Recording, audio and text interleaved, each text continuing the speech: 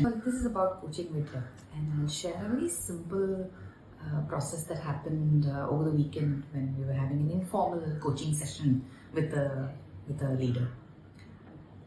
So he was grappling with changes and exploring the newness that was demanded in his department or his function, and a new boss that's come over, and the new boss trying to bring in fresh energies into the function.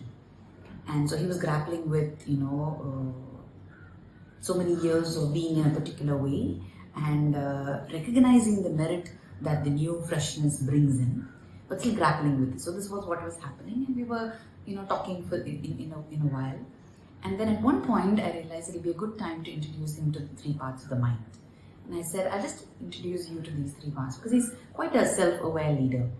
And so I gave him this framework, and so in our parts of being framework, there are three patterns or functions of the mind.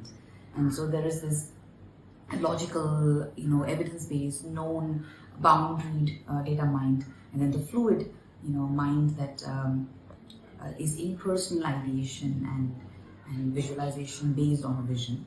That's the creative mind. And then the integrative mind that can step back and look at the bigger picture. And so he gave an instance of, a possible difference in the way the boss makes decisions, he makes decisions, and he was grappling with that. So with all that background that he was sharing, I landed this framework to him and I said, look, these are the three parts. Looks like perhaps, the boss is coming in from the integrative mind. And then he just stepped back and he said, yeah, I realized that. And he says, maybe I'm expecting him to come back in the same way that I normally would like my boss to give clarity and give decisions. But perhaps he's coming in from more of the integrative mind. I probably am operating more from the data mind. And then the conversation moved over. I kept silent, and in 2 minutes, he got the clarity that he needed in terms of what was happening in that equation, and that settled him. And in the space of settling and clarity, what he needs came through in the conversation. So, framework, the context, and the space. And for that, how do we neutrally be there? Because we might have any number of suggestions as well, but how do we hold? And how do we enable that space? And when he got the clarity himself, I gave him a few minutes of breath watch. He settled down. And then he said, you know what, Uma, I understand where this is coming from. And this is the exact space we offered. And he left with clarity, I left with fulfillment. And it was a beautiful space and a lovely opportunity for me to see this in work. So this is an example of coaching with depth.